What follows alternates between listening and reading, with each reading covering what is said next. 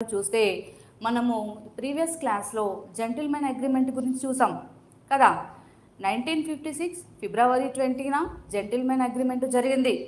ఈ జెంటిల్మెన్ అగ్రిమెంట్లో తెలంగాణ ప్రాంతానికి చెందినటువంటి నలుగురు నేతలు, ఆంధ్ర ప్రాంతానికి చెందినటువంటి నలుగురు నేతలు ఢిల్లీలోని హైదరాబాద్ భవన్లో కూర్చొని 14 అంశాల మీద సంతకాలు చేశారు కదా.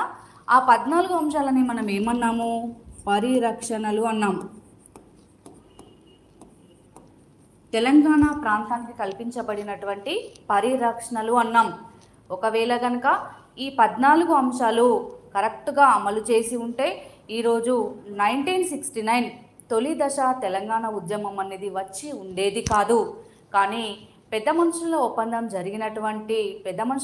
జరిగిన తర్వాత ప్రతి అంశాన్ని కూడా హాస్యాస్పదం చేసినటువంటి తీరును విమర్శిస్తూ పెద్ద మనుషుల ఒప్పందాన్ని హాస్యాస్పదం చేసినటువంటి తీరును విమర్శిస్తూ ఉద్యమం అనేది లేవదీశారు.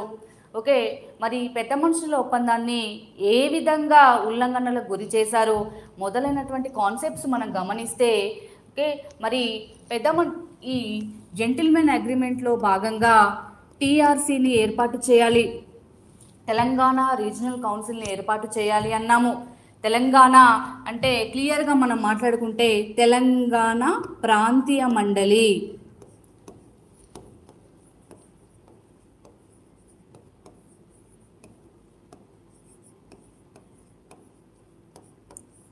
పెద్ద మనుషుల ఒప్పందంలో భాగంగా 9వ అంశం ఏం చెప్తుంది? తెలంగాణ కోసము తెలంగాణ ప్రాంతీయ మండలిని ఏర్పాటు చేయాలని చెప్పేసి 9వ అంశం చెప్తుంది. మరి తెలంగాణ ప్రాంతీయ మండలిని పార్లమెంట్లో ప్రవేశపెట్టినప్పుడు ఆ సందర్భంలో ఈ తెలంగాణ ప్రాంతీయ మండలిని కాస్త తెలంగాణ ప్రాంతీయ కమిటీగా పేరు మార్చారు.